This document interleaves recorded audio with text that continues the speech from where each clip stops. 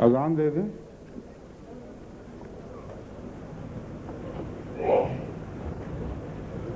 Allahu Akbar, Allahu Akbar, Allahu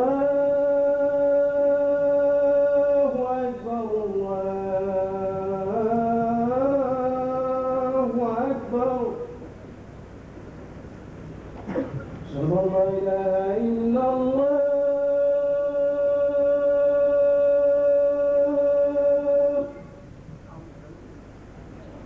أشهد أن لا إله إلا الله.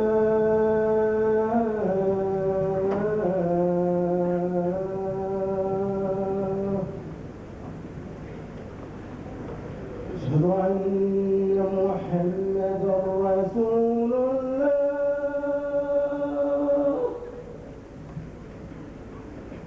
أشهد أن محمدا رسول الله.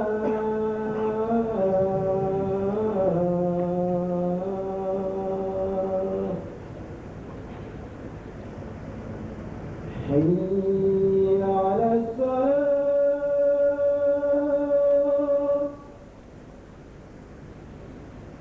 حي على الصلاة.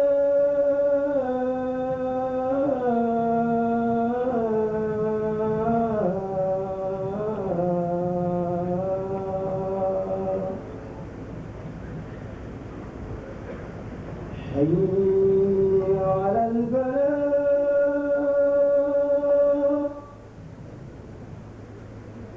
حي على الفلاح.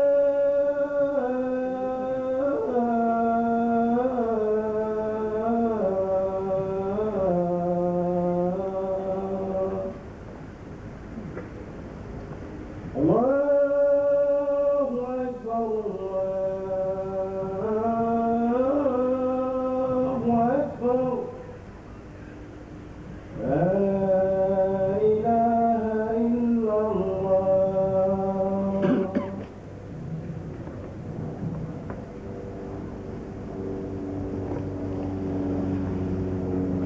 أشهد أن لا إله إلا الله وحده لا شريك له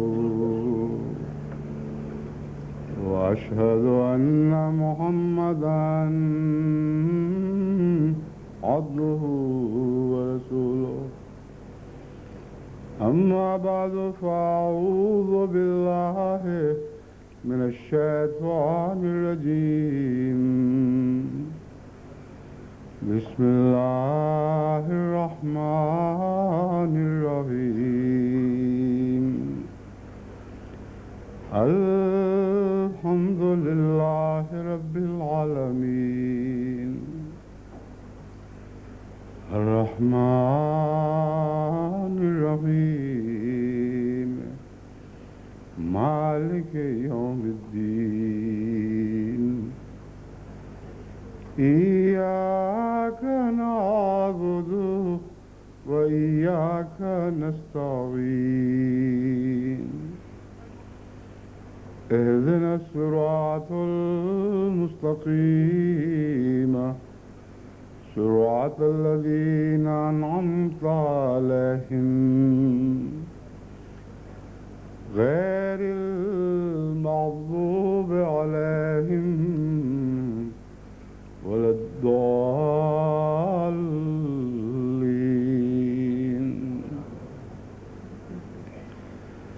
شهد الله أنه لا إله إلا هو. لا إله إلا هو والملائكة وأولو العلم قائما بالقسط. لا إله إلا هو العزيز الحكيم. अल्हम्दुलिल्लाह आज यूनाइटेड किंगडम के सालाना जलसा का पहला रोज़ है जो जुमे से शुरू हो रहा है। आज जुमे का खुतबा अलग होगा और उसके बाद इफ्तिताही इजलास कुछ अर्से के बाद इससे अलग होगा। لیکن دونوں کا مضمون جو میں نے آج کے لیے اختیار کیا ہے ایک ہی ہے، یعنی توحید باری تعالی۔ امر واقعہ یہ ہے کہ اس وقت دنیا کے تمام مسائل کا تجزیہ کرنے سے یہ حقیقت واضح ہوتی ہے کہ سب دنیا شرک میں ڈوب چکی ہے، اور تمام مرضوں کا آخری مرض، وہ جڑ جس سے سب مرضیں پھوٹ رہی ہیں، وہ شرک ہے، اور شرک کے سوا کچھ نہیں۔ توحید کے نام لیے بھی مشرک ہو چکے ہیں، اور وہ جو مشرک ہیں وہ تو مشرک ہی ہیں، اور ہر مذہب اس وقت عملاً خدا کے سوا دوسرے خداؤں کی پوجا کر رہا ہے۔ اور سب سے بڑا بت جو آج دنیا کے سامنے سر اٹھا کر خدائی کا دعویٰ دار بن کے نکلا ہے، وہ انا کا بت ہے۔ در حقیقت انسان خود اپنی ہی پرستش کر رہا ہے۔ اس پہلو سے آج کا یہ مضمون توحید کا اختیار کرنے میں میرے پیش نظر یہ تھا کہ خطبے کے دوران آپ کو اپنی ذات میں توحید قائم کرنے کی طرف متوجہ کروں، اور افتتاحی اجلاس میں توحید کے جو تقاضے ہم نے کل عالم میں پورے کرنے ہیں، حضرت اقدس مسیح موعود علیہ السلام نے جس طرح ان کو سمجھا اور جس طرح پیش فرمایا، آپ کے حوالے سے توحید کا وہ مضمون آپ کے سامنے رکھوں۔ خطبے میں توحید کے مضمون کا تعلق ہر احمدی کی ذات سے ہے، اور خود میری ذات سے بھی ہے۔ امر واقعہ یہ ہے کہ ہم دنیا میں توحید کا قیام کر ہی نہیں سکتے جب تک اپنے نفس میں توحید کا قیام نہ کریں، اور قیام توحید کا قسط سے ایک گہرا اور اٹوٹ تعلق ہے۔ قسط سے مراد ہے انصاف۔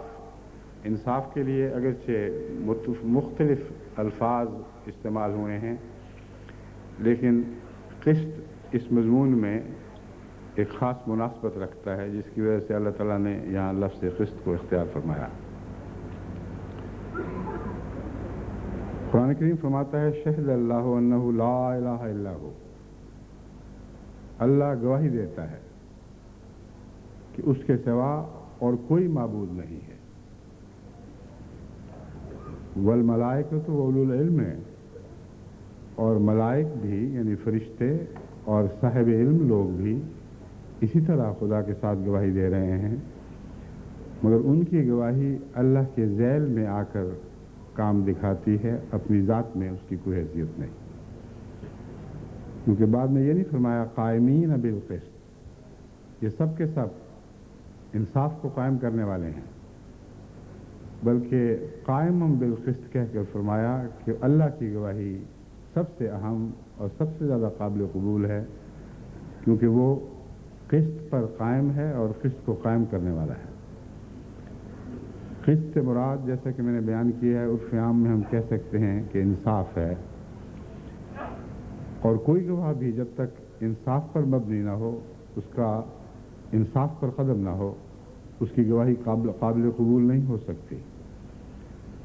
بس ملائکہ اور العلم اس لیے قابل قبول ہیں کہ خدا ان کو اپنی گواہی کے ساتھ شامل فرماتا ہے، اور اس کے قسط کی ذیل میں ملائکہ بھی آ جاتے ہیں اور اولو العلم بھی آ جاتے ہیں، مگر اصل گواہی خدا ہی کی ہے، اور اس سے بڑھ کر کوئی گواہی ممکن نہیں ہے۔ لا الہ الا هو العزیز الحکیم، اس کے سوا اور کوئی معبود نہیں ہے۔ العزیز وہ غلبے والا اور بزرگی والا ہے، الحکیم اور حکمت والا ہے۔ بس ساری کائنات میں یہ گواہی پھیلی پڑی ہے، اور جب خدا کہتا ہے کہ میں گواہی دیتا ہوں تو ہم اس وجہ سے نہیں مانتے کہ ہمیں آواز آ رہی ہے قرآن کی طرف سے کہ اللہ نے گواہی دے دی۔ وہو العزیز الحکیم میں اس گواہی کی عظمت اور اس کا وقار اور حکمت سب بیان ہو گئیں۔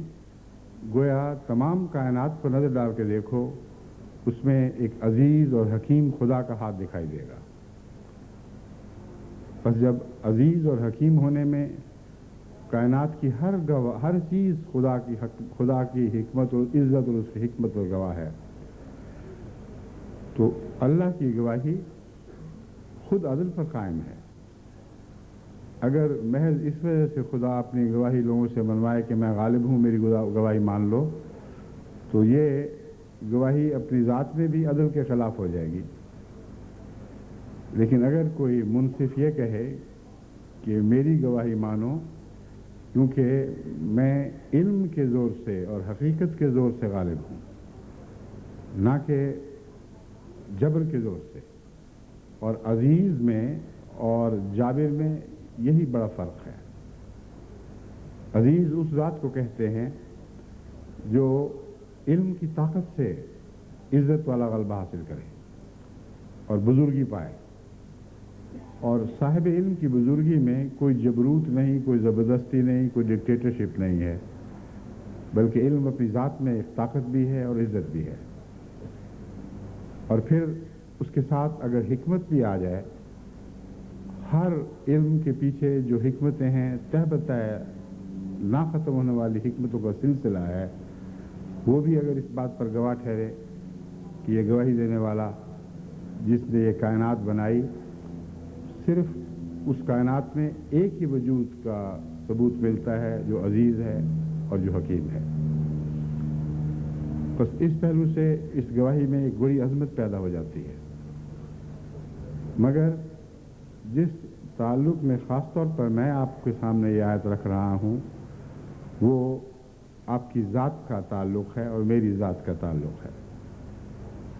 ہم جب کہتے ہیں ہم گواہی دیتے ہیں، تو سوال یہ پیدا ہوتا ہے کہ ہماری گواہی کے حق میں ہمارے اندر کون سے ایسے شواہد ہیں، یعنی گواہی کے حق میں کون سے گواہ ہمارے اندر موجود ہیں جو دنیا کو یقین دلا سکیں کہ ہم اس گواہی میں سچے ہیں۔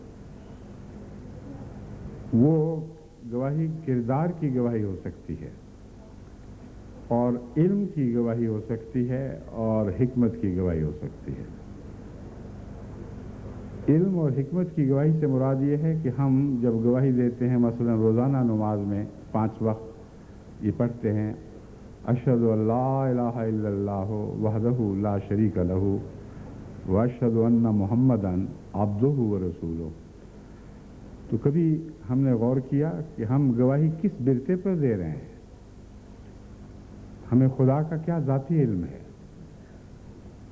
اور خدا کی حکمتوں سے ہم نے کس حد تک حصہ پایا ہے؟ آج کون سا نیا مضمون لے کے ہم اٹھے ہیں کہ اثر نو اس گواہی کو دہرا رہے ہیں، اشہد ان لا الہ الا اللہ واشہد ان محمد رسول اللہ۔ اگر یہ گواہی خالی ہو، نہ ہمیں خدا کا علم ہو، نہ خدا کی حکمتوں سے واقف ہوں، خدا کا علم مکمل تو ناممکن ہے، اتنا ہی ہوتا ہے جتنا وہ عطا فرماتا ہے، مگر عطا انہی کو فرماتا ہے جو اس میں جستجو کرتے ہیں، اور حکمتوں پر بھی کوئی محیط نہیں ہو سکتا، وہ لامتناہی سلسلہ ہے۔ مگر ہر روز خدا نئے علم کے ساتھ اپنے بندوں پر ظاہر ہوتا ہے، نئی حکمتوں کے ساتھ اپنے بندوں پر ظاہر ہوتا ہے، مگر اپنے بندوں پر ظاہر ہوتا ہے۔ بس ہم کس حد تک خدا کے بندے بن رہے ہیں، بالارادہ اللہ تعالیٰ کی طرف ہمارا قدم اٹھ رہا ہے، اور کیا ہر صبح ہم یہ گواہی دے سکتے ہیں کہ ہاں ایک ہی خدا ہے اور کوئی خدا نہیں؟ کیا ہر شام ہم یہ گواہی دے سکتے ہیں کہ ہاں ایک ہی خدا ہے اور کوئی خدا نہیں؟ اور اس گواہی کے حق میں ہمارا کون سا علم ہے جو بطور دلیل کہ ہم دنیا کے سامنے رکھ سکتے ہیں؟ اپنی ذات پر آپ غور کر کے دیکھیں تو روزانہ صبح سے رات تک اور پھر رات کو سوتے وقت بھی آپ کی خوابیں آپ پر گواہ بن جاتی ہیں۔ صبح سے شام تک ہونے والے واقعات اور ان واقعات میں وہ فیصلے جو آپ کرتے ہیں وہ آپ پر گواہ بن جاتے ہیں، اور آپ کی شخصیت کا خود آپ سے ہی تعارف کرواتے رہتے ہیں۔ آپ کی خوابیں بھی وہی کردار ادا کرتی ہیں۔ تو سوتے اور جاگتے ہم اپنی ذات سے متعارف ہو رہے ہیں، اور اس تعارف کے نتیجے میں سوال یہ پیدا ہوتا ہے کہ کیا ہم جب التحیات للہ میں خدا کے حضور جو تحیہ پیش کرتے ہیں اس تحیہ میں سچائی ہے بھی کہ نہیں؟ اور جب ہم یہ گواہی دیتے ہیں کہ آج ہم گواہی دے رہے ہیں کہ اللہ کے سوا کوئی معبود نہیں، تو کس بنتے پر گواہی دیتے ہیں؟ کون سا نیا علم ہم نے خدا کی ذات کے تعلق میں حاصل کیا؟ کون سی ایسی حکمت کی بات ہمیں معلوم ہوئی جس پر ہم کہہ سکیں کہ ایک ہی خدا ہے اور کوئی خدا نہیں؟ تو محض اشہدو کہہ کر انگلی اٹھا دینا اور گواہی دے دینا یہ ہماری نجات کا موجب نہیں بن سکتا، نہ ہی یہ گواہی کسی کے لیے قابل قبول ہو سکتی ہے، کیونکہ ایسی ہی گواہی دینے والوں کے متعلق اللہ تعالیٰ بعض اوقات ایک گواہی دیتا ہے، جیسا کہ سورہ المنافقون میں آیات 2 اور 4 میں 2 تا 4 میں ذکر ہے، اذا جاءك المنافقون قالوا نشهد انك رسول اللہ۔ جب منافق تیرے پاس آتے ہیں اور کہتے ہیں ہم گواہی دیتے ہیں، وہی اشہد جو ہم پڑھتے ہیں، وہ کہتے ہیں نشہد، ہم گواہی دیتے ہیں کہ انک رسول اللہ، کہ تو اللہ کا رسول ہے، واللہ یعلم انک رسول۔ اب وہی علم کا مضمون یہاں اس گواہی کے تعلق میں آیا ہے۔ اللہ تعالیٰ فرماتا ہے اللہ جانتا ہے کہ تو اس کا رسول ہے، واللہ یشہد ان المنافقین لکاذبون، اور اللہ گواہی دیتا ہے کہ یہ جھوٹ بول رہا ہے، یعنی گواہی سچی ہونے کے باوجود جھوٹی ہو جاتی ہے۔ اس حقیقت پر اگر آپ آگاہ نہ ہوں، اگر آپ شعوری طور پر یہ سوچیں نہیں کہ آپ کی گواہیاں اپنے مضمون کے اعتبار سے سچی بھی ہوں، تو آپ بطور جھوٹے گواہ لکھے جائیں گے، تو اس وقت تک آپ کو ایک گھبراہٹ پیدا نہیں ہوگی، اپنے دل میں ایک پریشانی اور انتباہ کی کیفیت محسوس نہیں کریں گے۔ پریشانی اس بات پر کہ ہم منہ سے جو کہتے ہیں ہمیں پتہ ہی نہیں ہم کیا کہہ رہے ہیں، اور واقعتاً جو کہتے ہیں وہ دل میں ہے بھی کہ نہیں، اور اگر سچ سمجھ کے بھی کہہ رہے ہیں تو اس کے حق میں ہمارے پاس کیا ثبوت ہیں؟ اور انتباہ ان معنوں میں کہ اگر یہ صورتحال غفلت کی اسی طرح رہے اور اسی حال پر انسان جان دے دے تو تمام عمر کی نمازوں کی ہر گواہی جھوٹی لکھی جائے گی۔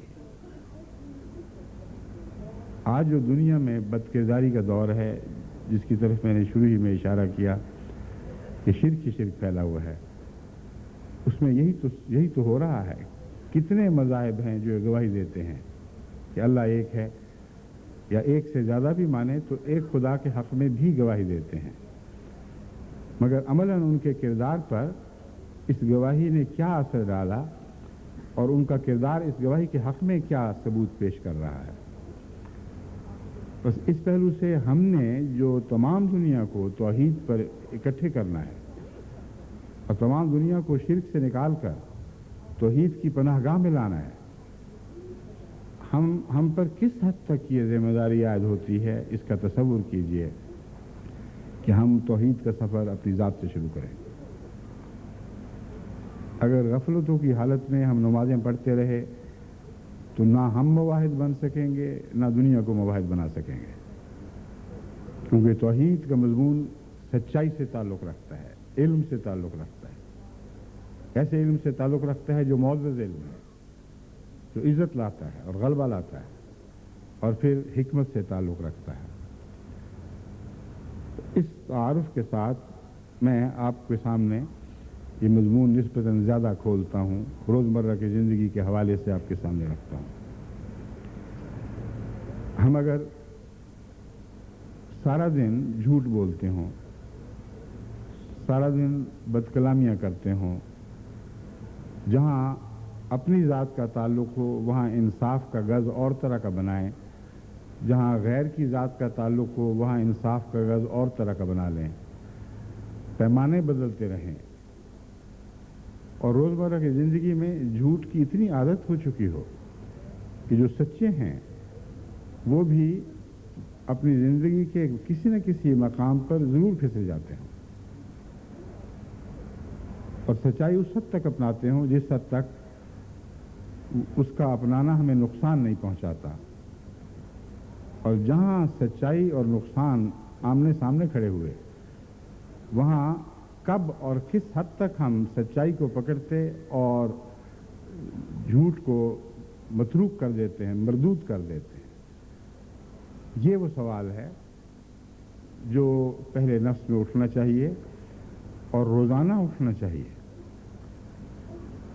اگر ہماری یہی کیفیت رہے کہ ہمیشہ جب بھی ہمارا مفاد سچائی سے ٹکرائے تو سچائی اس مفاد سے متصادم ہو کے ٹکڑے ٹکڑے ہو جائے، اور ہم اس دن نماز میں، ہر نماز میں یہ گواہی دیں، اشہد ان لا الہ الا اللہ و اشہد ان محمد رسول اللہ، تو خدا آسمان سے گواہی دے گا کہ میں جانتا ہوں کہ میں ایک ہوں، اور میں جانتا ہوں کہ محمد میرا رسول ہے اور میرا عبد ہے، لیکن میں گواہی دیتا ہوں کہ تم جھوٹ بول رہے ہو۔ کیونکہ اس یقین اور علم کے بعد کہ خدا ایک ہے، اور اس یقین اور علم کے بعد کہ خدا کے بندہ محمد رسول اللہ صلی اللہ علیہ وآلہ وسلم اس کا بندہ بھی ہیں اور رسول بھی ہیں، پھر ہم اپنی ذات میں اقتضاد کو قائم رکھیں اور روزمرہ کی زندگی میں جہاں بھی توحید کو اختیار کرنا ہو اور غیر اللہ کو چھوڑنا ہو، بلا تردد غیر اللہ کو اختیار کر لیں اور توحید کو چھوڑ دیں۔ تو یہ کوئی معمولی بات تو نہیں ہے، یہ محض ایک تقریر کا فقرہ نہیں کہ خدا آسمان سے گواہی دے۔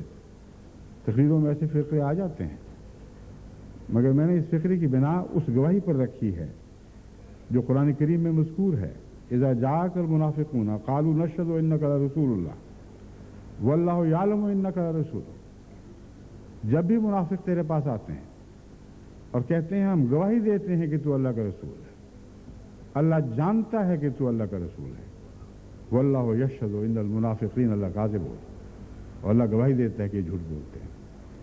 اور وہ منافق تو خدا جانے کتنی دفعہ حضور کی خدمت میں حاضر ہوتے ہوں گے، ہر روز تو ان کو توفیق نہیں ملتی ہوگی، کبھی کبھار ہفتے میں ایک یا دو بار شاید جب ملتے ہوں اور ملتے ہوئے یہ گواہی دیتے ہوں، مگر خدا کے سامنے ہم روز حاضر ہوتے ہیں، 5 نمازوں میں حاضر ہوتے ہیں، ہر نماز میں ایک ایسا قاعدہ بھی آتا ہے جس میں ہمیشہ ہم یہ گواہی دیتے ہیں کہ اے خدا ہم گواہی دیتے ہیں کہ تو ایک ہے، تیرے سوا اور کوئی معبود نہیں۔ اب وہ خدا جو ان منافقوں سے یہ سلوک کرتا ہے، وہ اگر صاحب قسط ہے جیسا کہ گواہی دیتا ہے تو اس کے قسط کا، اس کے انصاف کا تقاضا ہے کہ جب بھی توحید کے بارے میں یا حضرت صلی اللہ علیہ وآلہ وسلم کی صداقت کے بارے میں کوئی جھوٹی گواہی دے تو آسمان سے خدا اس گواہی کا انکار کرے اور اعلان کرے کہ میں گواہی دیتا ہوں کہ تم جھوٹ بول رہے ہو۔ کیا ہم نمازوں میں اس قسم کی لعنتیں تو نہیں سمیٹ رہے؟ اس قرآن کریم جن نمازوں کو متعلق فرماتا ہے ویل للمصلین، اس مضمون پر غور کر کے اس ویل کی سمجھ آ جاتی ہے۔ ہلاکت ہو نماز پڑھنے والوں پر، لعنت ہو نماز پڑھنے والوں پر۔ اب نعوذ باللہ من ذالک، نماز پڑھنے والوں پر تو لعنت کا تصور بھی نہیں ہو سکتا، لیکن یہ خدا کا کلام ہے اور قرآن کی عظمت کا نشان ہے۔ تمام دنیا کی الہی کتابوں میں آپ تلاش کر کے دیکھ لیں، وہاں نمازیوں پر لعنت نہیں ڈالی جائے گی، مگر بعض نمازیوں پر قرآن لعنت ڈالتا ہے، اور وہ لوگ جنہوں نے قرآن سے یہ مضمون سیکھا ہے وہ بزرگ و صوفیاء بھی ایسے نمازیوں کا ذکر کرتے ہیں اور لعنت کے ساتھ ذکر کرتے ہیں، مگر اصل اعلان قرآن کا اعلان ہے، ویل للمصلین الذین هم عن صلاتهم ساہون، وہ نماز پڑھنے والے جو نماز سے غافل ہیں ان پر لعنت ہو، اور ان کی غفلت کا سب سے بڑی پہچان یہ گواہی ہے جو میں نے آپ کے سامنے رکھی ہے، اشہد ان لا الہ الا اللہ وحدہ لا شریک لہ میں گواہی دے رہا ہوں کہ خدا ایک ہے، اس کے سوا اور کوئی معبود نہیں۔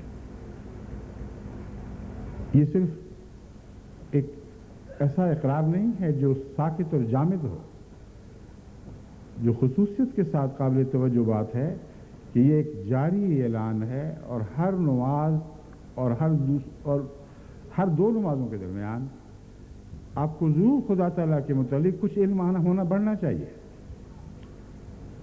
ورنہ ایک ہی گواہی اب دیتے چلے جائیں اور دیتے چلے جائیں اور اس کا تجربہ کچھ نہ ہو، یہ ایک بے معنی سی بات بن جائے گی۔ لوگ کہتے ہیں نماز میں جب ہم ایک ہی جیسی باتیں دہراتے ہیں اور ہر نماز میں دہراتے ہیں اور دہراتے چلے جاتے ہیں تو کیا یہ بات اکساہٹ پیدا نہیں کرتی؟ اور بعض معترضین یہ سوال اٹھاتے ہیں جس کو بوریت کہتے ہیں، تو کیا نماز آپ کو بور نہیں کر دے گی؟ ہر نماز میں وہی باتیں۔ مگر اس مضمون پر ایک دفعہ میں نے پہلے تفصیل سے روشنی ڈالی تھی، ہر نماز کی وہ باتیں برتن ہیں جو ہر روز نئے مشروب سے بھرتی ہیں۔ وہ باتیں چاہے ایک ہی ہوں مگر ان کے وہ تو محض ظروف کا کام دیتی ہیں، برتنوں کا کام دیتی ہیں، اور ان برتنوں میں ضرور آپ نے کچھ بھرنا ہے، اور وہ کچھ ہے جو آپ لے کر پیش ہوتے ہیں۔ اگر آپ ان برتنوں کو خالی رکھیں، کوئی نئی بات اس میں نہ بھریں، تو لازم ہے کہ آپ بور ہوں گے۔ الحمدللہ رب العالمین، الحمدللہ رب العالمین 1000 مرتبہ کہیں، اور حمد کا ایک ہی معنی دماغ میں رہے، ربوبیت کا ایک ہی معنی رہے، اور اپنے ربوبیت کے تجارب کو آپ الحمد کے ساتھ وابستہ نہ کریں۔ اگر آپ اپنے حمد کے ربوبیت کے تجارب کو الحمد کے ظرف میں نہ بھریں، اور رب العالمین کہتے ہوئے جب حمد کہتے ہیں تو آپ کو یہ علم نہ ہو کہ آج آپ کیوں رب العالمین کہنے کے مستحق ہیں، آج کیا نئی بات آپ نے دیکھی جس کی وجہ سے آپ اعلان کرتے ہیں کہ اللہ ہی رب العالمین ہے۔ یہ جو نئی باتیں ہیں ان کا تعلق علم اور حکمت دونوں سے ہے۔ علم کی روح سے آپ کا جو علم بڑھتا ہے، کائنات پر آپ غور کرتے ہیں، نظام کائنات کو دیکھتے ہیں، اس کی ربوبیت کے نشان دیکھتے ہیں، تو حیران ہو جاتے ہیں کہ ایک لامتناہی سلسلہ ہے ربوبیت کا جو ختم ہونے میں آ ہی نہیں چکتا، نہ آ سکتا ہے۔ اس کی ربوبیت کا نظام کب سے جاری ہوا، کب تک جاری رہے گا؟ انسان اس کے تصور میں اگر ساری زندگی گزارے اور نسل انسانی ایک کے بعد دوسری نسل مسلسل اس تصور میں، اس کھوج، اس جستجو میں اپنی زندگیاں لٹا دے تو تب بھی خدا تعالیٰ کی ربوبیت کے علم پر حاوی نہیں ہو سکتی۔ اور یہ جو بات میں کہہ رہا ہوں یہ میں ہی نہیں کہہ رہا، دنیا کے تمام سائنسدان جو اس مضمون کے واقف ہیں وہ یہی کہتے ہیں۔ ابھی تک ہمیں یہ بھی نہیں پتہ چلا کہ ہماری کائنات میں جو ربوبیت کے لیے سامان رکھے گئے کب کب کیسے رکھے گئے، اور اب تک جو دریافت ہوئے ہیں ان کے علاوہ اور کتنے باقی ہیں۔ ابھی کل ہی کی تو بات ہے، یعنی زمانے کے لحاظ سے اگر ہمارا دنیا کا دور 4.5 ارب سال ہو تو زمانے کے لحاظ سے اگر ہم یہ کہیں کہ ابھی کل ہی کی تو بات ہے کہ انسان کو درخت کی لکڑی جلانا بھی نہیں آتا تھا، اور بے شمار لکڑی اس کے لیے پڑی ہوئی تھی۔ اس کو یہ بھی نہیں پتا تھا کہ اس کائنات، اس زمین پر کیا کیا چیزیں میری خاطر پیدا کی گئی ہیں، ان کی صفات کیا ہیں، کون سی میرے کھانے میں کام آئیں گی، کون سے زہر ہیں جو میرے کھانے کے کام تو نہیں آئیں گے مگر میرے علاج میں کام آ سکتے ہیں، اور اگر میری ربوبیت براہ راست نہیں کرتے تو کسی اور وجود کی براہ راست ربوبیت کر رہے ہیں۔ ایسے ایسے زہریلے مادے ہیں کہ انسان ان کو چکھنے کا بھی تصور نہیں کر سکتا، اور ان میں زندگیاں پل رہی ہیں۔ بے شمار زندگی کی قسمیں ہیں جو ان سے استفادہ کرتی ہیں، اور پھر وہ आपके काम आती हैं। रबूबियत का ऐसा हैरत अंगेज निज़ाम है कि उसका मुख्तसर तारुफ करवाना भी मुमकिन नहीं है। मैंने बारहा अपनी मजालिस में इस तारुफ को पेश करने की कोशिश की है, मगर कुछ देर मजमून को आगे बढ़ाकर बिल्कुल बेताकत हो जाता हूँ।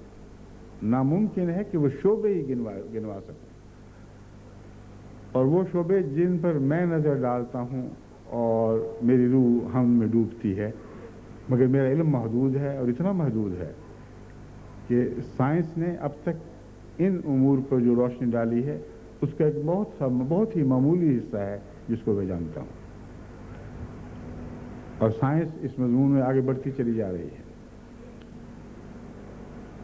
अभी कुछ अर्सा हुआ, एक जगह मैंने एक झील पे, जो बहुत ही गंदे पानी की झील थी, ऐसी कि उससे गुजरते हुए बदबू आती थी, और तबीयत चाहती थी कि जल्द से जल्दी से जिस हद तक मुमकिन हो सांस रोक कर इंसान आगे निकल जाए। वहाँ मैंने गुल बकौली को खिलते हुए देखा है, और इतने खूबसूरत फूल थे, ऐसा सब्जा था, ऐसी उस पर शादाबी थी कि आखिर देखकर हैरान रह गई। उस वक्त मैंने सोचा कि जिस गंदगी को हम हक़ारत से देख रहे हैं, उसी गंदगी से तो अल्लाह हुस्न निकाल रहा है, और उसकी रबूबियत की अजीब शान है कि गंदगी का कोई पहलू भी ना उन पत्तों में जा सका, ना उन फूलों में ज़ाहिर हुआ। इंतहाई बदबूदार चीज़ से बहुत ही खुशनुमा फूल लहलाते हुए और खुशबूदार फूल निकले, और इतने बड़े और चौड़े कि इंसान हैरान हो जाता है, जैसे थालियां लगाई गई हों, हुस्न और रंग की थालियां लगा दी गई, उनमें खुशबू पेश हो रही हो। मैंने कहा इंसान कितना जाहिल है, गंदगी को भी तकब्बुर से देखता है और नहीं जानता कि वो भी तो गंदगी ही से निकला है, और गंदगी से निकली हुई चीजें ही उसकी बका का मूजिब है। अब ये एक पहलू है रबूबियत का, जिसकी तरफ तवज्जो फिरती है तो इंसान खुदा ताला की कुदरतों के समंदर में अपने आप को एक कतरे से भी कम समझता है। यानी कतरा देखने वाला नहीं, क्योंकि उस समंदर में वो भी तो एक कतरा है जो अजायबात का एक समंदर है। बस ये अजीब मजमून है कि जो देखने वाला है वो भी तो उसी कुदरतों के समंदर का एक मामूली सा जर्रा है, मगर ऐसा जर्रा जिस पर कोई दुनिया में मुहित नहीं हो सकता। खुद इंसान का इल्म इंसान नहीं पा सकता। वला युहीतून बिशैइन मिन इल्मिही इल्ला बिमा शाअ वसिअ कुर्सियुहु समावाति वल अर्द। अल्लाह ताला के इल्म पर कौन है जो इहाता कर सके? सिर्फ उसी हद तक इहाते की तौफीक मिलेगी जिस हद तक खुदा खुद तौफीक देगा, और वो इहाता एक निस्बती इहाता है, और वो इहाते के ऐसे दायरे हैं जो दायरा दर दायरा फैलते चले जाते हैं, और इंसान समझता है कि मैंने इहाता कर लिया, और फिर पता चलता है कि इहाता कहाँ किया था। इस इहाते के अंदर से और दायरे फूट रहे हैं जिन तक मेरी रसाई नहीं। आज तक साइंस किसी एक जुस्तजू में भी, और ये मैं बिला मुबालगा पूरे यकीन के साथ आपको बता रहा हूँ, आज तक साइंस किसी एक जुस्तजू में भी ये नहीं कह सकी कि हमने आखिरी किनारे को पा लिया। जिसको वो आखिरी किनारा समझते हैं, उस किनारे से और किनारे फूट जाते हैं। जैसे पानी पे पत्थर फेंकें तो जो पहली लहर उठती है वो कम दायरे की होती है, थोड़े दायरे में महदूद होती है, मगर वो लहर दर लहर फैलती चली जाती है, और फिर वो सारी कायनात पर मुहित हो जाती है और कभी मिट नहीं सकती। अगर उसका दायरा महदूद ना हो जिसमें वो सिमटी पड़ी है, यानी वो झील, वो समंदर, तो जो लहर उठेगी, अगर दूसरे अवामिल उसको ख़त्म करने के लिए मुकाबिल की कोशिश न करें, तो अपनी ज़ात में जो लहर उठती है वो फैलती चली जाएगी और उसके दायरे वसी तर होते चले जाएंगे। उस खुदा की कायनात का ये इल्म تو لامتناہی ہے، مگر ہر ذرے کا علم لامتناہی ہے۔ یہ ہے مضمون جو میں آپ کے سامنے رکھنا چاہتا ہوں۔ کوئی ایک ذرہ بھی ایسا نہیں کائنات کا جس میں آپ خدا کے علم پر محیط ہو سکیں۔ اور ربوبیت کے تعلق میں جب آپ غور کریں تو وسیع علمی غور اگر نہ بھی کر سکے تو اللہ تعالیٰ فرماتا ہے اپنے انفس میں تو دیکھو، دو ہی ذریعے ہیں خدا کو پانے کا، یا آفاقی نظر پیدا کرو اور ساری کائنات پر نظر دوڑاؤ، یا پھر اپنے نفوس میں سمٹ جاؤ، اپنی ذات میں ڈوبو اور وہاں تلاش کرو کہ تم میں خدا تعالیٰ نے ربوبیت کے کیسے کیسے عظیم الشان راز پنہاں کر دیے ہیں۔ ایسے راز ہیں جن کا سلسلہ ختم ہی نہیں ہو سکتا۔ اگر یہ بھی توفیق نہیں تو یہ تو دیکھو کہ خدا نے روزانہ تمہارے لیے کیا کھانے پینے کا انتظام کیا ہوا ہے، اور ہر بندے کے لیے جو زندہ ہے کچھ نہ کچھ اس کی غذا کا انتظام موجود ہی ہے، اور ہر پرندے کے لیے موجود ہے، ہر چرندے کے لیے موجود ہے۔ آج صبح جب میں سیر پہ گیا تو ایک چھوٹا سا پرندہ بہت ہی خوبصورت گھاس پر کچھ چگ رہا تھا۔ مجھے تو کچھ دکھائی نہیں دے رہا تھا وہ کیا کھا رہا ہے، لیکن اس کی باریک نظر اس کو بتا رہی تھی کہ فلاں جگہ چونچ مارو، اور اس کی چونچ ہمیشہ بھری ہی نکلتی تھی۔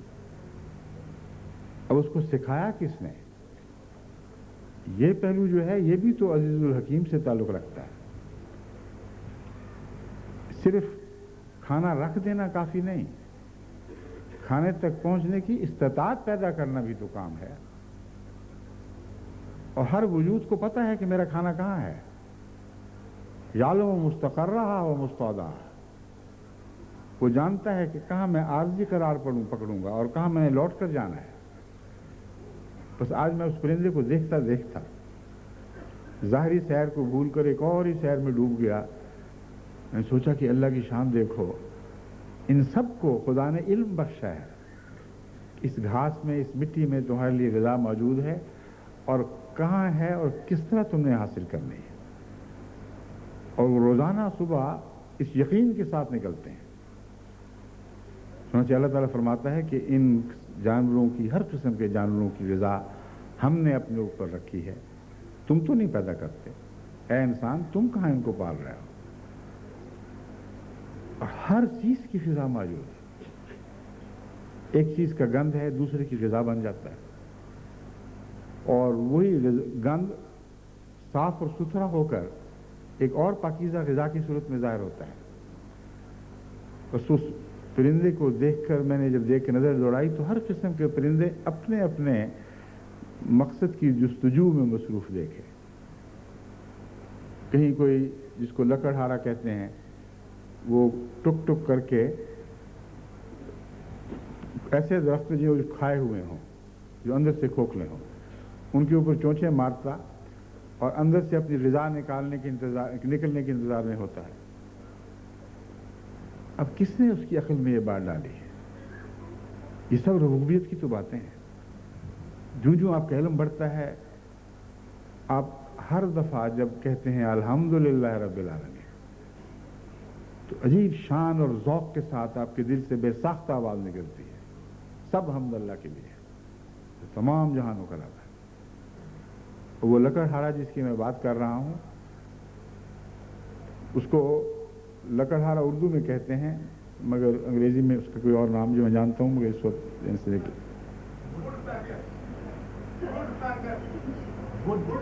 ووڈ پیکر، اس ٹھیک ہے، ووڈ پیکر وہ پرندہ ہے جس کے اوپر مزید تحقیق ہوئی تو مزید خدا کی قدرت کے عجائب سامنے آئے۔ ووڈ پیکر بہت تیزی کے ساتھ چونچ مارتا ہے درخت کے تنوں کے اوپر، اور ہم سمجھتے ہیں کڑک ٹک ٹک ٹک ٹک ٹک کی دو چار آوازیں ہیں۔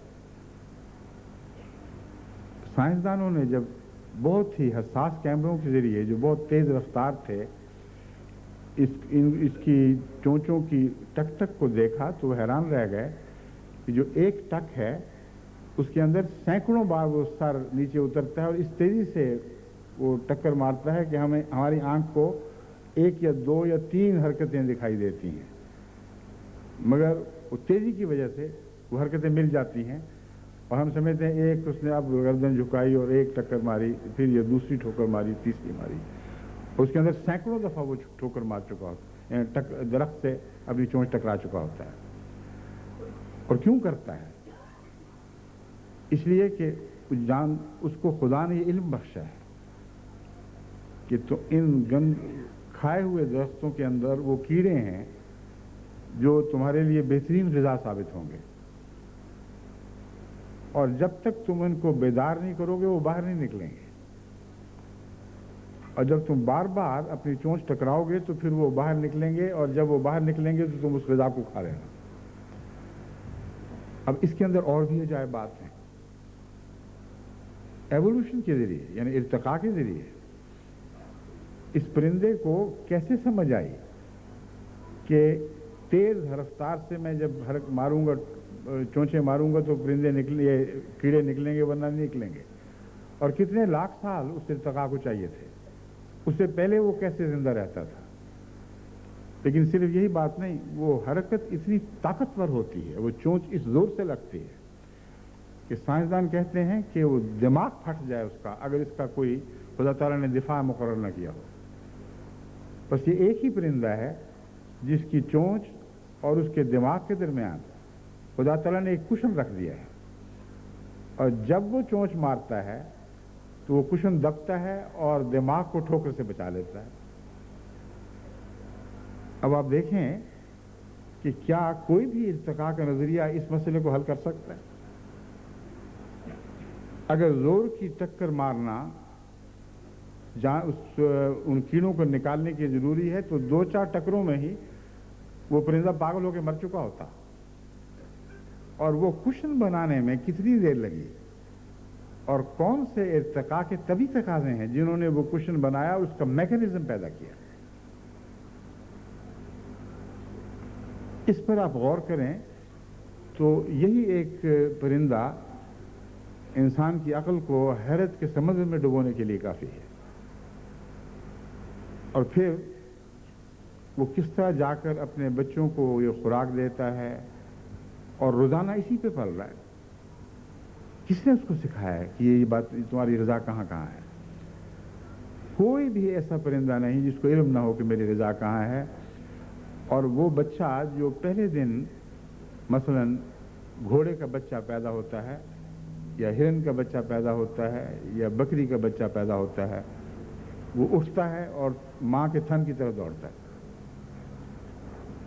और इंसान का ये हाल है कि उसे सिखाएं भी तो उसे उसको बसा औकात वो सीख नहीं सकता। बाद बच्चों को दूध पिलाना बड़ी मुसीबत बन जाता है, मगर अक्सर खुदा ताला की तरफ से इतना इल्म याफ्ता जरूर होते हैं अक्सर कि माँ का दूध चूसना उनको आ जाता है। क्यों आता है, कैसे पता चलता है कि ये मेरी रज़ा है? ये सारी वो बातें हैं जो जब तक दिमाग के अंदर कंधा ना हो उस तक इंसान की अपने रिज़्क़ तक रसाई हो नहीं सकती। बस रिज़्क़ का पैदा होना है अलग मज़मून है, ये इल्म कि ये मेरा रिज़्क़ है ये एक अलग मज़मून है। हर वो फल या फूल जो हमें दिखाई देता है, हमें इल्म नहीं कि उसमें ग़िज़ा कौन सी है। बड़े लंबे तजर्बे के बाद हमारा इल्म कुछ बड़ा है, लेकिन हर जानवर को पता है कि फ़लाँ जो फल है अगर मैंने खाया तो मैं इससे मर जाऊंगा, फ़लाँ फूल का रस मेरे लिए जहर साबित होगा। हर एक को अपनी अपनी ग़िज़ा का इल्म है और कैसे हासिल करनी है, कैसे उस तक रसाई होनी है। लेकिन अजीब बात है कि जब इस लकड़हारे के चोंच टकराने के मज़मून पर आप गौर करें तो आपको ये भी तो सोचना चाहिए कि उसकी चोंचों के टकराने से वो एक कारिया पैदा होती है।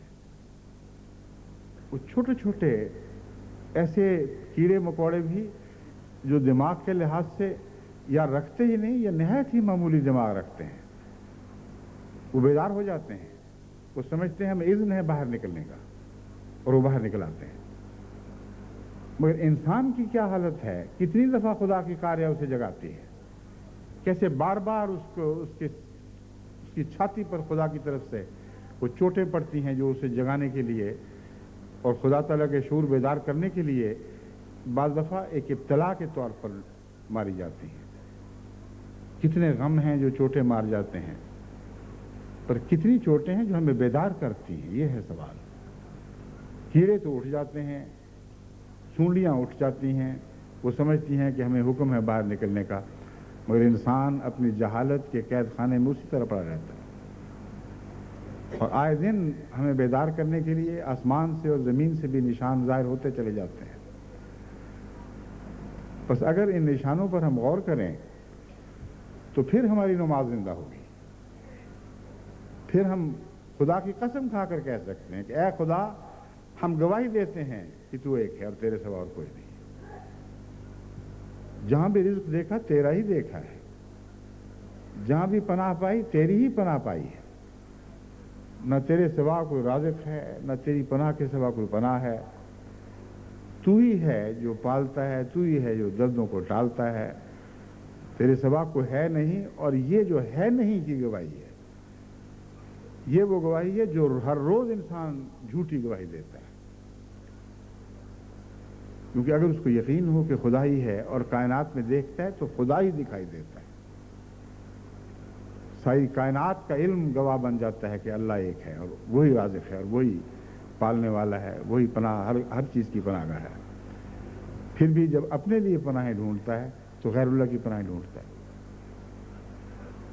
اپنے لیے جب رازق تلاش کرتا ہے تو جھوٹ کو رازق بناتا ہے اور بددیانتی کو رازق بناتا ہے، کسی کا حق تلف کرنے کو رازق بناتا ہے۔ تو یہ وہ وجہ ہے کہ قسط کا مضمون میں آپ کے سامنے رکھ رہا ہوں۔ قسط کے بغیر گواہی سچی ہو ہی نہیں سکتی۔ بس ایک اندرونی انصاف اپنے اندر پیدا کریں۔ جب تک آپ اپنے نفس کے خلاف گواہی دینے پر تیار نہ ہوں اور پورے یقین اور قوت کے ساتھ ہر روز اپنے نفس کو جھوٹا قرار دینے کی طاقت نہ رکھتے ہوں، اس وقت تک آپ کا نفس سچ سیکھ ہی نہیں سکتا۔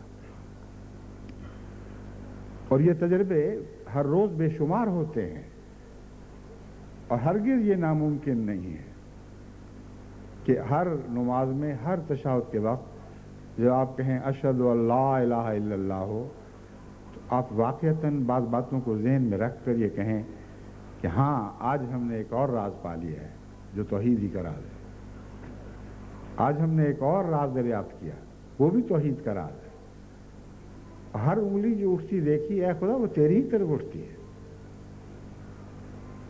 یہ وہ گواہی ہے جو تجارب سے حاصل ہوتی ہے، جو مشاہدے سے ملتی ہے، اور اس کے سوا اس تشہد کی کوئی بھی حقیقت نہیں ہے۔ حضرت مسیح موعود علیہ السلام جب فرماتے ہیں چشم مست ہر حسین ہر دم دکھاتی ہے تجھے، ہاتھ ہے تیری طرف ہر گیسوئے خمرار کا، تو یہ تصور کیوں پیدا ہوا؟ یہ تصور ایک عارف باللہ کے ذہن میں آ سکتا ہے، اور وہ سارا مضمون ہی ایسا نظم کا مضمون ہی ایسا ہے جو ذاتی مشاہدے اور عرفان کے بغیر ایک شاعر کے دماغ میں آ ہی نہیں سکتا۔ ہر بات پر غور کیا اور کہا کہ ہاں اے خدا، ہر انگلی تیری طرف اٹھتی دیکھی ہے۔ چاند کو کل دیکھ کر میں سخت بے قل ہو گیا، کیونکہ تھا اس میں نشان کچھ جمال یار کا، کیونکہ تھا اس میں نشان کچھ تھا نشان اس میں جمال یار کا۔ اب یہ گواہی دیکھتے وقت بھی دیکھیں کیسی احتیاط برتی جا رہی ہے۔ کچھ نشان تھا اور گواہی سچی ہے۔ دنیا کے عاشق جب باتیں کرتے ہیں اور چاند کے حوالے سے کریں یا سورج کے حوالے سے تو ایسا مبالغہ کرتے ہیں کہ اپنی گواہی کو خود جھوٹا بنا دیتے ہیں۔ کہتے ہیں چاند کو دیکھا تو اس میں تو کچھ بھی نہیں تھا، وہ پھیکا پڑ گیا تھا، تیرے نور کے سوا کوئی نور ہے ہی نہیں، چاند میں کچھ بھی نہیں تھا۔ اب دیکھو کتنا بڑا جھوٹ ہے۔ بعض ایسے محبوبوں کی تعریف کر رہے ہیں جو اندھیرے میں دکھائی بھی نہ دیں، ان میں جگنے جتنی روشنی بھی نہیں ہے، مگر چاند کو اس کے مقابلے پر پھیکا اور بے معنی اور بے حقیقت دکھاتے ہیں۔ اور حضرت مسیح موعود علیہ السلام چاند کے نور کا اعتراف کرتے ہیں۔ ایک بھی جگہ آپ کے عشق میں مبالغہ نہیں، ایک بھی جگہ آپ کے عشق میں جھوٹ کی ادنا سی بھی آمیزش نہیں ہے۔ تھا تو صحیح، کچھ تھا نشان۔ ہم نے چاند سے تجھے دیکھا میرے آقا، لیکن اس کے نور میں کچھ معمولی سی جھلک تھی تیری روشنی کی۔ اس روشنی نے ہمیں تیرا دیوانہ بنایا اور تیری تلاش میں چاند سے پرے نکل کھڑے ہوئے۔ یہ وہ مضمون ہے جو اس ساری نظم کی جان ہے، ہر مصرے کی جان ہے۔ اور ذرے پر غور کیا، ان کے خواص پر غور کیا، ایک ایسا جہان پایا جو نہ ختم ہونے والا جہان ہے۔ حضرت مسیح موعود علیہ السلام کے کلام سے تعارف حاصل کریں تو پھر بھی آپ کو پتہ چلے گا کہ یہ گواہی کیسے دی جاتی ہے کہ اشہد ان لا الہ الا اللہ و اشہد ان محمد رسول اللہ۔ ہر روز جو آپ کے لیے خدا تعالیٰ نشان دکھاتا ہے، اور ہر شخص کے لیے کچھ نہ کچھ نشان، خواہ وہ دہریہ بھی ہو، ضرور ظاہر ہوتے ہیں۔ اس کو وہ اتفاقات کے حوالے کر دیتا ہے، کہتا ہے اتفاقاً میری جان بچ گئی، اتفاقاً یہ واقعہ ہو گیا۔ اگر بارش اتنے دن کے بعد نہ ہوتی تو پتہ نہیں کیا ہو جاتا۔ اس بیوقوف کو علم نہیں کہ ہر چیز کے اندازے ہیں اور پہلے سے مقدر ہے۔ ہر چیز ایسے اندازوں پر چلائی جا رہی ہے جو اپنے وقت پر ظاہر ہونے والے اندازے ہیں۔ وَإِن مِّن شَيْءٍ إِلَّا عِندَنَا خَزَائِنُهُ وَمَا نُنَزِّلُهُ إِلَّا بِقَدْرٍ مَّعْلُومٍ وَإِن مِّن شَيْءٍ إِلَّا عِندَنَا خَزَائِنُهُ۔ فرمایا کوئی بھی چیز ایسی نہیں ہے جو تم سوچ سکتے ہو، مگر اس کے خزانے ہمارے پاس ہیں۔ اور خزائنہ میں جو تصور ہے، یوں معلوم ہوتا ہے کہ لا متناہی لا محدود خزانوں کی بات ہو رہی ہے۔ وَمَا نُنَزِّلُهُ إِلَّا بِقَدْرٍ مَّعْلُومٍ۔ اس چیز کو جس کے خزانے ہیں ہم اتارتے ہیں اندازوں کے ساتھ ساتھ، اور اندازے میں یہ بھی دیکھا جاتا ہے کہ تمہارے اندر وہ ظرف پیدا ہو بھی چکا ہے کہ نہیں، کہ ان خزانوں کو استعمال کر سکو۔ اب جس بچے کے دانت نہ نکلے ہوں، اس کے منہ میں آپ اچھا بھنا ہوا مرغا ڈال دیں تو اسے جان سے مارنے والی بات ہوگی۔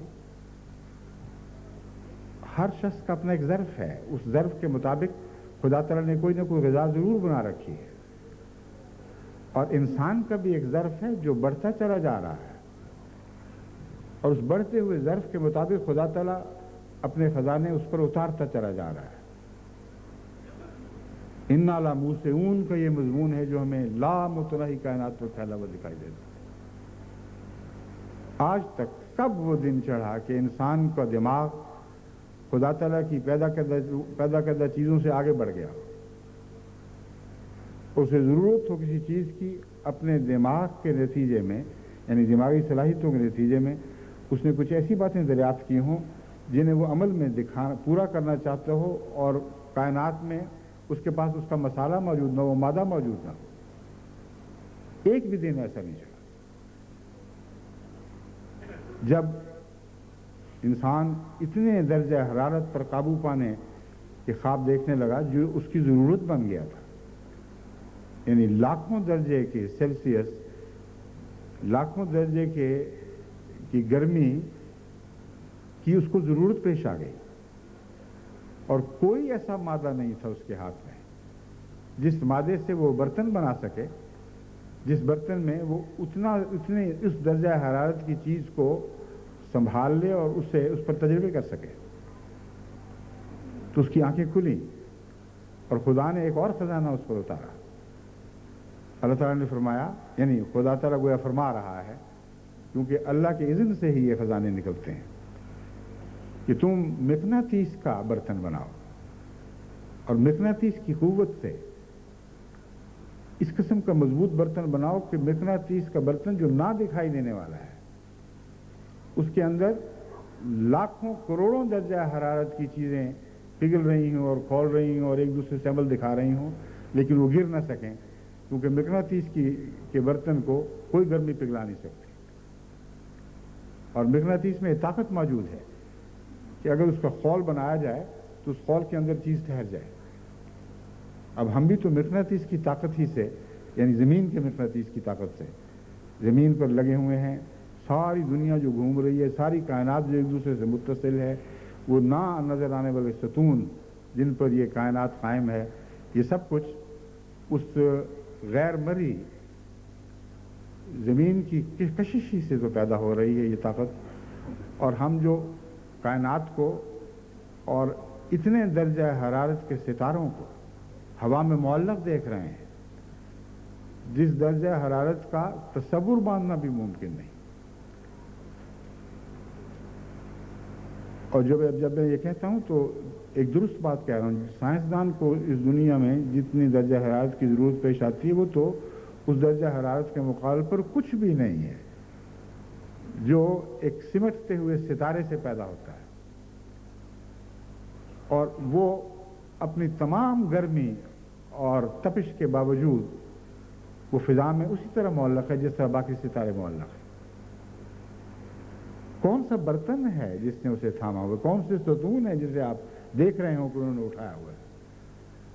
تو اللہ تعالیٰ نے انسان کی نظر اس طرف پھیر دی کہ تو کوئی ممکن ہی نہیں تمہارے لیے کہ تم اپنے شعور کو کسی ایسی چیز کے لیے بیدار کرو جو ہم نے تمہیں اصل میں سکھائی ہے، لیکن تمہیں علم نہیں کہ کون سکھا رہا ہے، اور پھر تمہیں مناسب حال برتن نہ ملے، مناسب حال اوزار نہ ملے۔ تمام مناسب حال برتن، تمام مناسب حال اوزار اسی دنیا میں موجود پاؤ گے، اور ہم ان کی طرف تمہاری نشاندہی کریں گے۔ بس خزانہ محض خزانے کے طور پر نہیں اترتا، خزانہ عقلوں کی روشنی دے کر اترتا ہے۔ وہ آسمان سے نور جب تک نہ اترے کہ خزانے کو کیسے استعمال کرنا ہے، اس وقت تک خزانہ بھی بیکار ہے۔ بس یہ وہ رب ہے جس کے حق میں ہمیں ہر روز اپنی نماز میں گواہی دینی ہے، مگر اگر آفاق کے حوالے سے نہیں دے سکتے تو نفس کے حوالے سے تو دے کے دیکھیں، اپنے آپ کو تو سچا بنائیں۔ یہ تو دیکھیں کہ خدا کے رزق میں اگرچہ ہم اس کے شکر کا حق ادا کر ہی نہیں سکتے، اس کے ادا کردہ رزق سے ہم نے کیا فائدہ اٹھایا، کس حد تک ایسا استعمال کیا کہ اس کی رضا کے تابع ہو۔ اب جہاں رزق کمانے کی میں نے بات کی ہے، وہاں رزق کے خرچ کی بات بھی تو ہے۔ اگر انسان رزق کماتا بھی حرام کے ذریعے سے ہے یا جائز بھی کماتا ہے، اور حرام کا موقع ملتے ہی حرام کے موقع پر بھی ضرور منہ مارتا ہے، تو اس کا سارا رزق گندا ہو جاتا ہے۔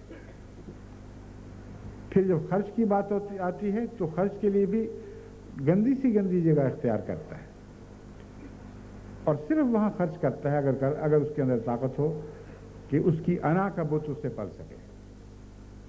اگر یہ کیفیت ہے تو پھر لا الہ الا اللہ کی گواہی اس سے کب زیب دیتی ہے؟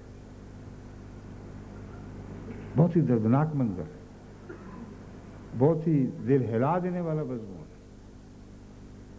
بس ہر نماز ہمیں جھنجھوڑتی ہے، ہم سے گواہی مانگتی ہے، ہم دے کر چلے جاتے ہیں اور سوچتے بھی نہیں کہ ہماری ہر گواہی آسمان سے جھٹلا دی گئی ہے۔ بس اے امت محمدیہ، تم اگر محمد رسول اللہ کے غلام ہو، اگر تم یہ گواہی دیتے ہو کہ محمد اللہ کے رسول اور اس کے بندے تھے، تو اس گواہی کو اس طرح دو جس طرح اس رسول اور اس بندے نے گواہیاں دی تھی۔ ایک بھی گواہی جو محمد رسول اللہ صلی اللہ علیہ وسلم نے دی وہ ایسی نہیں تھی جس کا آپ کو ذاتی طور پہ علم نہ ہو۔ اب دیکھیں علم سے اس کا کتنا گہرا تعلق ہے۔ بے علم کی گواہی بھی جھوٹ ہوتی ہے، ظن کی گواہی کی کوئی حقیقت نہیں ہے۔ ما لہم بہ من علم الا اتباع الظن، اللہ تعالیٰ فرماتے ہیں اس گواہی کا کیا حال ہے جو عیسائی دیتے ہیں یا یہود دیتے ہیں، جب علم ہی کچھ نہیں تو ظنی باتیں ہیں۔ تو یہ بات ہم پر لازم کرتی ہے، ہر نماز ہم پر لازم کرتی ہے اپنا علم بڑھائیں، اور ہر قسم کا علم بڑھائیں۔ اس میں مذہبی علم کی کوئی پابندی نہیں ہے، کوئی بندش نہیں ہے کہ ہم صرف مذہبی علم بڑھائیں۔ کیونکہ اللہ جس کائنات کا خدا ہے، جس کائنات کا رب ہے، اس میں اس کی تخلیق میں مذہب اور غیر مذہب کے درمیان حقیقت میں کوئی تفریق ہی نہیں رہتی۔ جو مذہبی اس کی کائنات پر مذہبی لوگ اس کی کائنات پر غور کرتے ہیں، وہ دنیا کا علم ان کے لیے دنیا کا علم نہیں، دین کا علم بن جاتا ہے۔ اور جو صاحب عقل دنیا کے علوم پر غور کرتے ہیں، وہ لازماً خدا کی طرف حرکت کرتے ہیں۔ اور اس پہلو سے بھی وہاں کوئی تضاد نہیں، کوئی دو آوازیں نہیں ہیں، کوئی دو سمتیں نہیں ہیں، ایک ہی سمت ہے، وہ توحید کی سمت ہے، جہاں قرآن اور کائنات ایک ہی ہو جاتے ہیں۔ اس مضمون کو اپنے دلوں میں، اپنی روح میں جاری کریں، کیونکہ ہم نے تمام دنیا کو توحید کی طرف بلانا ہے۔ اور توحید کے کچھ اور تقاضے ہیں جو انشاءاللہ میں افتتاحی اجلاس میں آپ کے سامنے رکھوں گا، اور حضرت مسیح موعود علیہ السلام کے حوالوں سے میں آپ کو سمجھاؤں گا کہ ہمیں توحید کے میدان میں ابھی کیا کچھ کرنا ہے، اور کیسی کیسی زمینیں ہمیں سر کرنی ہیں۔ اللہ تعالیٰ ہمیں توفیق عطا فرمائے۔ مگر یاد رکھیں، کوئی زمین، کوئی مملکت، کوئی جہان اب سر نہیں کر سکتے جب تک اپنے نفس کو سر نہ کر لیں۔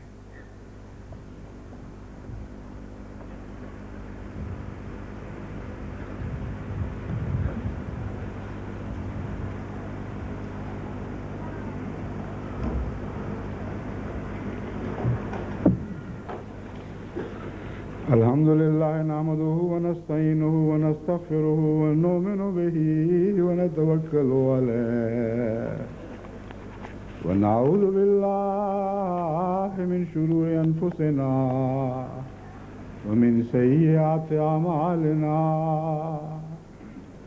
من يهده الله فلا مضل له ومن يضلله فلا هادي له ونشهد أن لا إله إلا الله وحده لا شريك له ونشهد أن محمدا عبده ورسوله عباد الله رحمكم الله إن الله يأمر بالعدل والإحسان وإيتاء ذي القربى وينهى عن الفحشاء والمنكر والبغي يعظكم لعلكم تذكرون اذكروا الله يذكركم وادعوه يستجب لكم ولذكر الله أكبر